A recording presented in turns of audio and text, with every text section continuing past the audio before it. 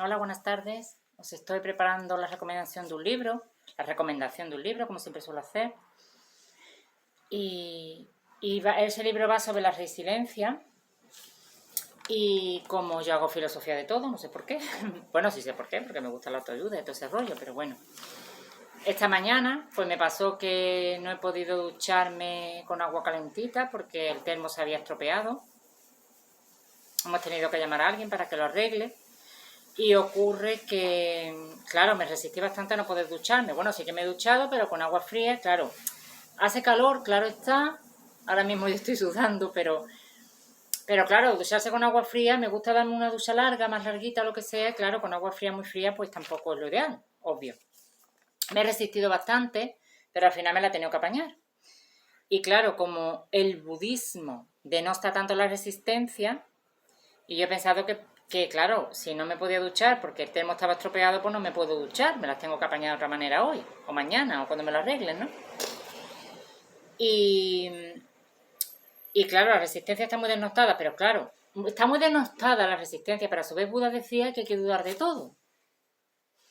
Que como que es nuestro derecho, incluso aunque él nos diga algo, tenemos que dudar de sus palabras. Hay que probarlo todo con la práctica. Y es verdad que la resistencia es sufrimiento. Claro, es que también lo he probado en la práctica. Pero claro, es que si no sabemos bien lo que es resistencia, no podemos saber exactamente si está bien o está mal, porque no sabemos qué es la resistencia y la confundimos con la resignación. Ojo. Algunas veces es correcto resistirse, es lo que yo he pensado, porque... Bueno, ahora voy a explicar por qué, pero es que la resignación la confundimos muchas veces y la resignación es mala porque no incluye acción. O sea, tampoco es seguro que incluya la aceptación de una situación. Sencillamente lo que no hacemos es nada por cambiarla, esa es la resignación. Pero tampoco tiene por qué incluir la necesaria aceptación, mientras que la aceptación no implica de por sí que no podamos hacer nada para cambiar una situación. Simplemente que esas acciones fluyan de acuerdo a la aceptación de la situación, pero no que no hagamos nada. Ojo. Simplemente, si aceptas una situación, tú haces lo posible para que cambie, pero aceptas lo que pase con serenidad.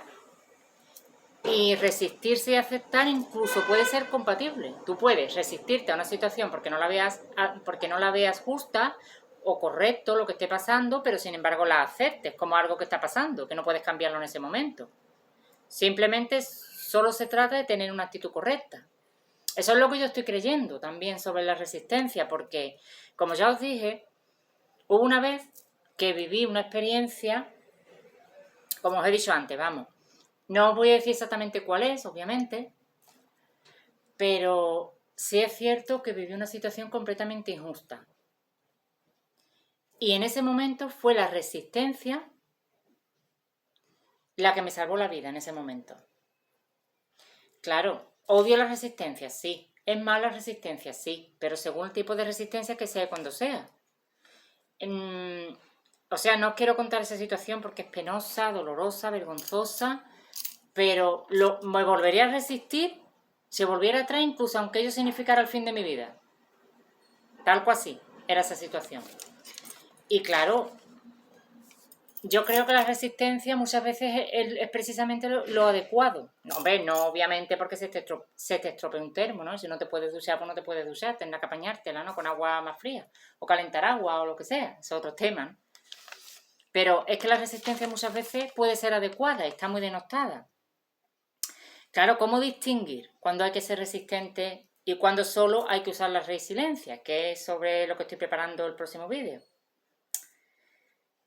Los próximos vídeos, bueno, claro, obviamente la resiliencia, que me cuesta mucho decir esa palabra, es una actitud que tiene que existir en todas las situaciones de nuestra vida, que sean duras. Hay que ser resilientes y aceptar que la adversidad forma parte de la vida. Ojo, claro, pero ¿cuándo hay que resistirse y cuándo no? Por ejemplo, si la situación no tiene arreglo, no te puedes resistir. La muerte, la pérdida de algo que no puedes recuperar, no tienes más remedio que resistirte, que evitar la resistencia, al revés. Si la situación tiene solución, pero todavía no la tienes clara, pues tienes que evitar la resistencia, porque eso es dolor, sufrimiento. Si tienes que vivir con esa circunstancia un tiempo, claro, pues lo tienes que aceptar y con toda serenidad. Si forma parte de una prueba vital, algo que tengas que superar, pues tienes que superar. Algo que tú no has pedido en la vida, que tú no querías, pero ha ocurrido, tienes que aceptarlo como una prueba vital. Algo que nos ha tocado vivir. Y ahí no procede la resistencia. Pero contra la injusticia, las situaciones que no nos ha impuesto la vida, sino otras personas injustamente, situaciones que se han normalizado, pero no son correctas, como por ejemplo la situación que están pasando en Gaza. Eso es algo que los derechos humanos de la persona lo impide, que nadie sufra esas cosas. Y sin embargo se normaliza esas situaciones porque ya lo vemos común, la violencia que hay en la sociedad. Hombre, por ejemplo, no luchamos contra la violencia contra las mujeres. Eso era normal, la violencia contra la mujer. En otras épocas, sin embargo, la luchamos. ¿Vamos a aguantar esa situación acaso? ¿No nos vamos a resistir? Hay la resistencia buena, claro. Lo único que pasa es que confundimos la resistencia con la violencia muchas veces. Claro, nos confundimos. Hay que resistirse ante una situación injusta, pero desde la serenidad, desde una actitud serena, nunca desde la violencia. Precisamente los grandes sabios, como Buda, han luchado toda su vida contra la injusticia. Claro, obviamente, se han resistido. Pero es que simplemente cuando se realicen las acciones con la total aceptación de la situación, estamos viviendo una situación que no nos gusta, que no es justa, pero desde la más serenidad, desde la más absoluta serenidad y actuando, haciendo acciones acordes, no veo por qué no tiene por qué ser prudente la resistencia. Claro, por eso he pensado, como soy tan filosófica y tal, pues que la resistencia muchas veces es lo correcto. Vamos, en vano me vino a la mente eso que viví. Y me resistiría no una vez, sino 200.000 veces.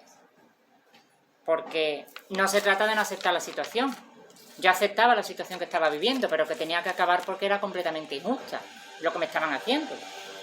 Y no podía aguantarlo, por lo tanto. Pues eso, hay que saber interpretar las palabras de los sabios.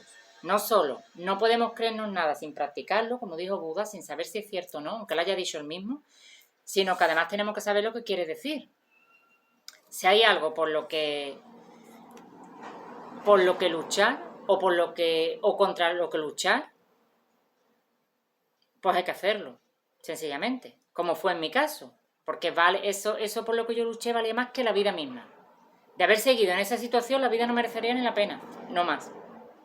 Por lo tanto, no es la resistencia en sí lo malo, sino nuestra actitud lo que nos hace sufrir, de no aceptar las situaciones y no actuar con acciones acorde y normalidad y serenidad, claro está. Es lo que yo veo.